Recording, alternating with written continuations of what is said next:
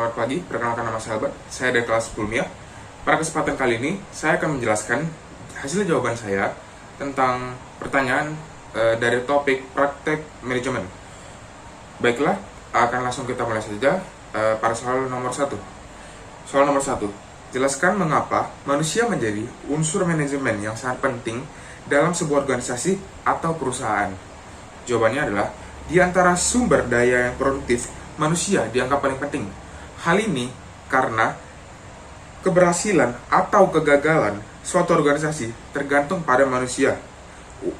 Uang, mesin, bahan, dan metode tidak ada gunanya jika manusia tidak tahu bagaimana cara menggunakannya dengan benar. Sumber daya manusia adalah unsur dalam manajemen yang krusial karena mereka yang membuat perencanaan sekaligus yang menerapkannya dalam rangka mencapai tujuan perusahaan. Proses kerja tidak akan terwujud tanpa adanya sumber daya manusia. Untuk alasan ini, perusahaan bisnis progresif melatih dan memperlakukan karyawan mereka dengan baik. Baiklah, kita lanjut kepada yang nomor 2. Soal nomor 2 adalah, jelaskan bagaimana metode sebagai unsur manajemen dapat mempengaruhi keberhasilan suatu organisasi atau perusahaan. Jawabannya adalah, dalam menerapkan manajemen untuk mengolah sejumlah unsur-unsur manajemen dibutuhkan suatu metode atau standar operasional, prosedur yang baku.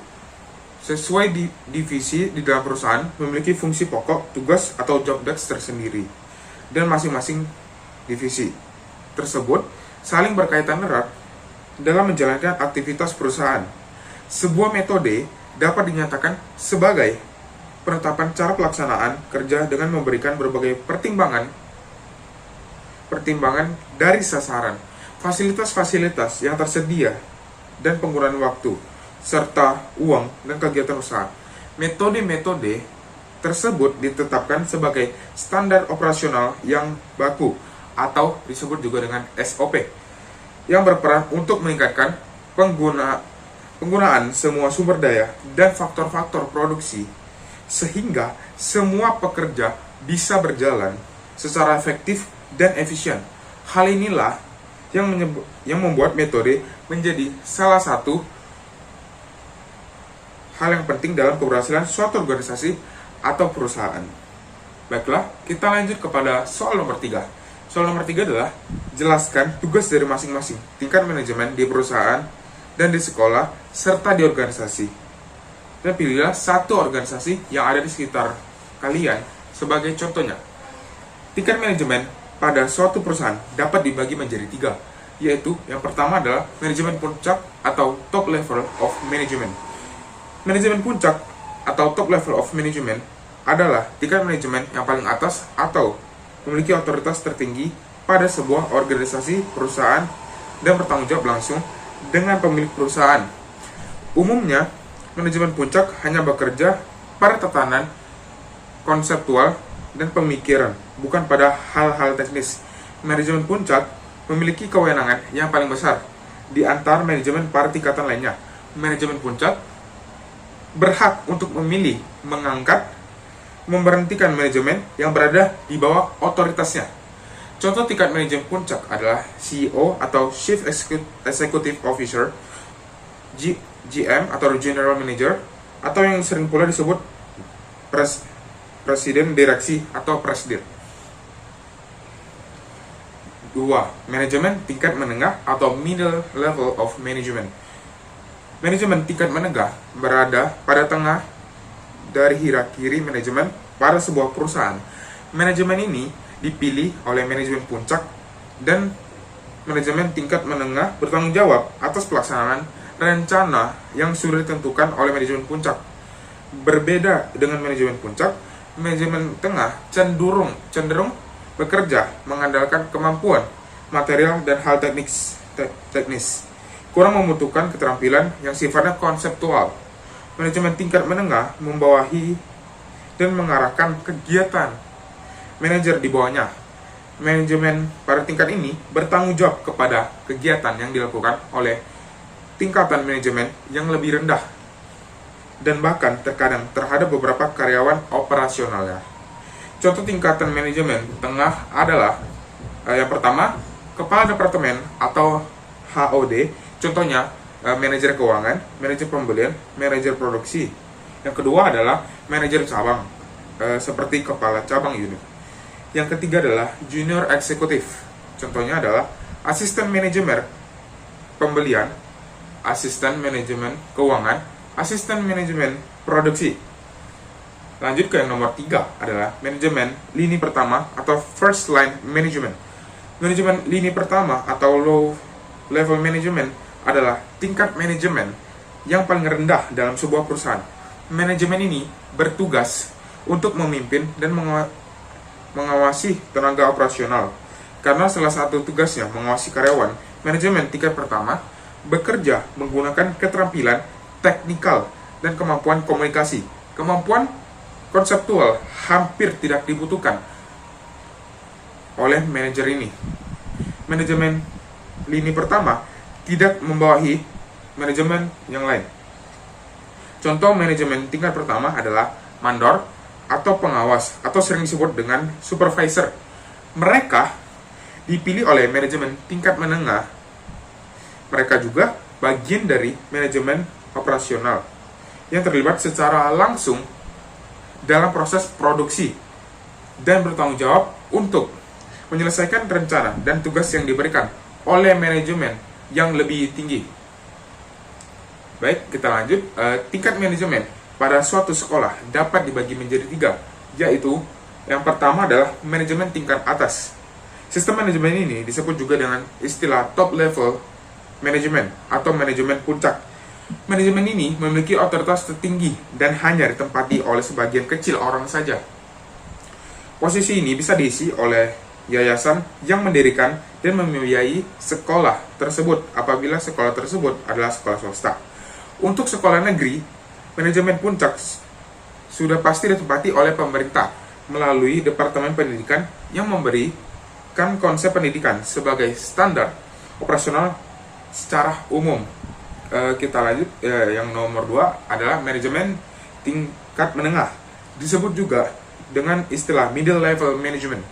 Manajemen ini dipilih secara langsung oleh manajemen puncak untuk melakukan tugas-tugas yang sudah direncanakan oleh manajemen puncak.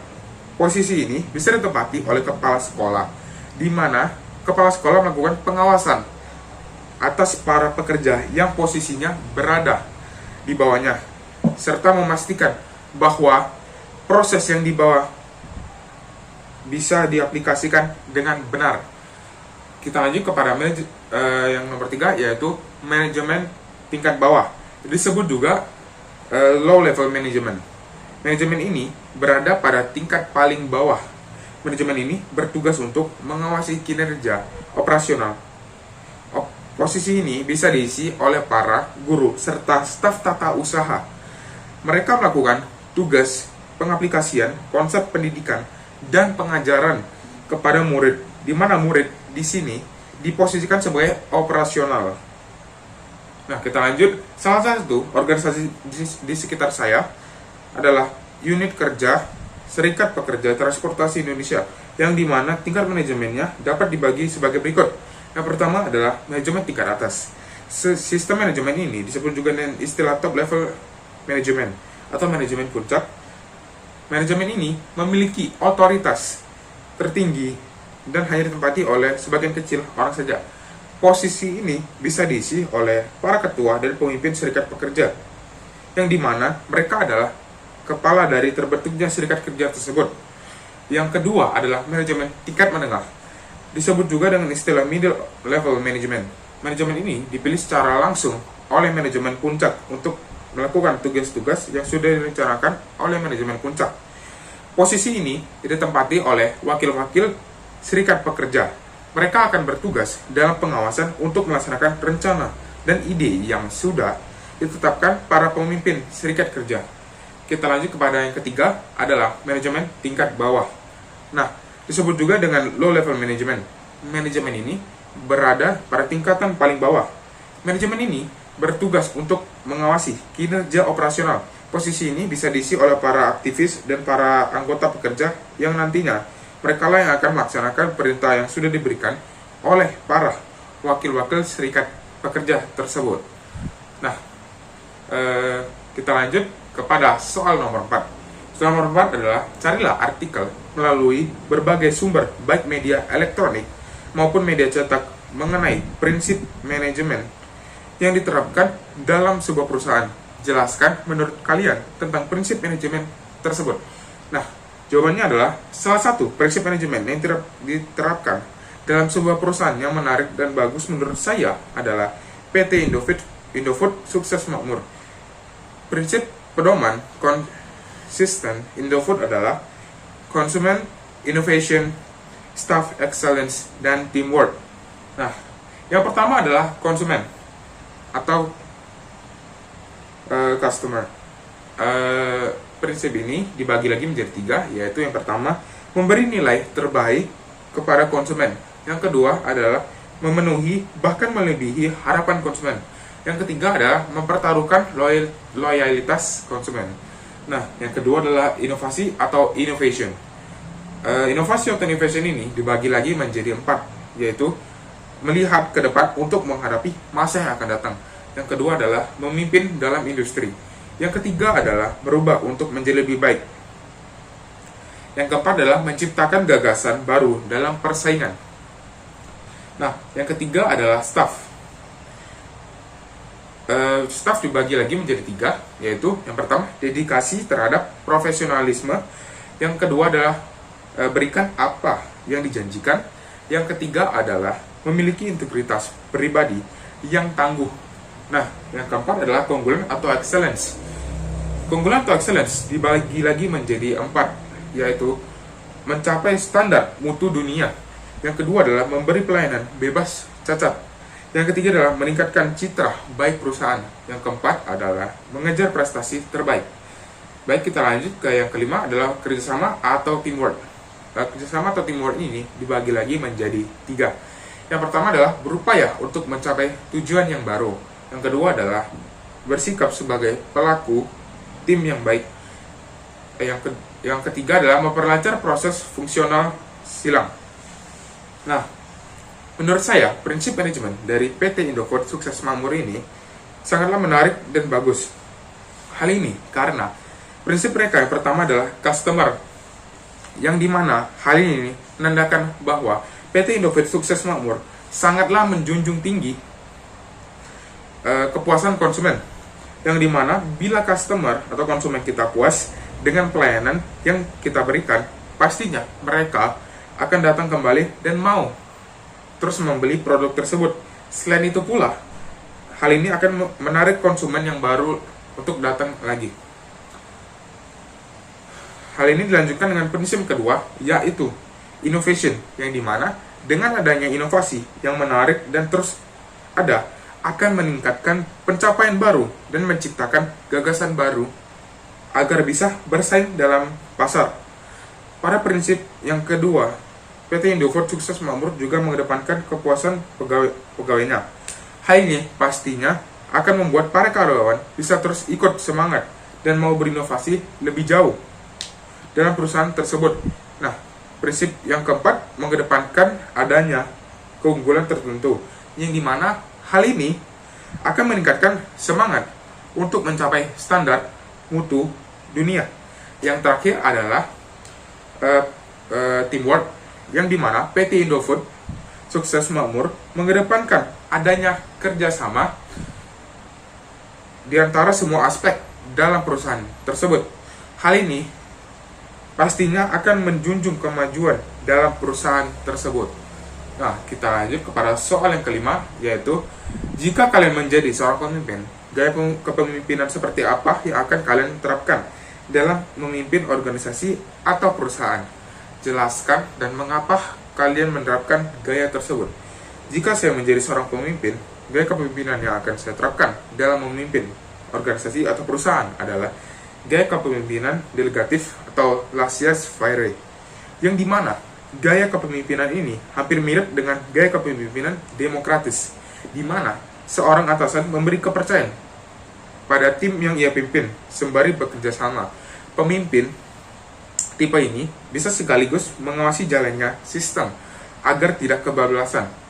Alasan saya memilih gaya kepemimpinan seperti ini adalah, menurut saya, dalam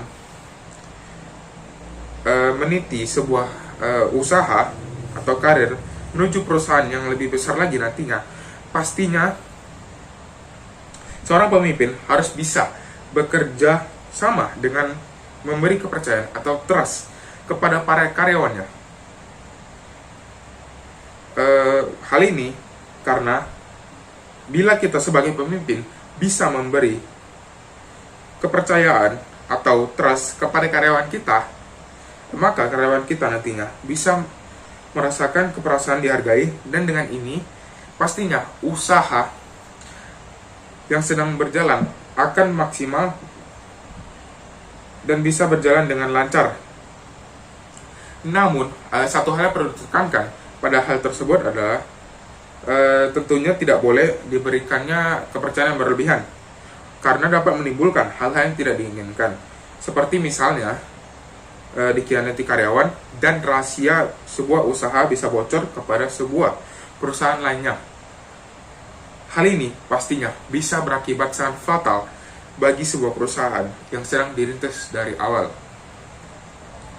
Baiklah, kita lanjut kepada soal yang terakhir, adalah soal nomor 6, yaitu sebelum melakukan kegiatan belajar dari sekolah secara daring, coba kamu rinci terlebih dahulu apa saja yang kamu lakukan. Analisislah mulai dari perencanaan, pelaksanaan, hingga evaluasi. Nah, sebelum melakukan kegiatan pembelajaran dari sekolah secara daring, hal inilah yang saya lakukan. Yang pertama adalah tahap perencanaan. Pada tahap perencanaan adalah perencanaan di mana dalam tahap ini sebelum daring saya akan merencanakan apa saja yang akan saya lakukan dan apa yang saya terapkan untuk pembelajaran daring hari ini. Misalnya, saya pada pembelajaran daring hari ini, saya akan menyelesaikan semua tugas yang diberikan guru dahulu, lalu setelah itu barulah saya bisa beristirahat atau melakukan hal yang saya inginkan nantinya. Nah, kita lanjut kepada tahap yang kedua, adalah tahap pelaksanaan. Nah, pada tahap kedua ini adalah tahap pelaksanaan, di mana pada tahap pelaksanaan ini saya akan melaksanakan rencana yang telah saya siapkan buat pada hari tersebut.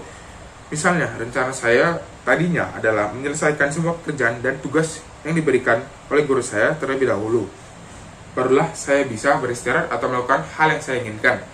Nah, pada tahap ini terkadang bisa terjadi miss atau tidak sesuai perencanaan. Misalnya saja, rencana saya adalah langsung menyelesaikan 3 PR sekaligus pada hari tersebut juga.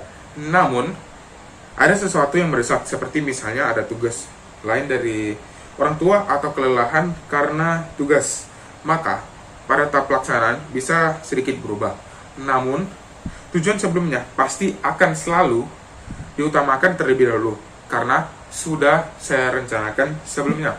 Nah, kita lanjut kepada tahap yang ketiga, atau evaluasi. Nah, pada tahap ketiga ini, atau tahap evaluasi, saya akan mengumpulkan kegiatan yang saya akan evaluasikan. Misalnya saja, ada 2 kegiatan yang harus saya kerjakan pada waktu yang sudah mepet atau bersamaan. Maka, saya akan mengerjakan kegiatan yang lebih penting dahulu. Begitu pula, bila ada kegiatan yang saya salah kerjakan, maka akan saya evaluasi ulang. Misalnya saja, ada PR yang saya salah kerjakan, maka saya akan kerjakan lagi dan ditambahkan ke daftar kegiatan yang akan saya lakukan. Nah, perlu tekankan bahwa kegiatan itu bisa dikerjakan hari ini maupun besok. Nah, sekian dari pembahasan jawaban soal mengenai praktik manajemen saya. Terima kasih sudah menonton. Mohon maaf jika ada salah perkataan atau ucapan. Saya ucapkan terima kasih.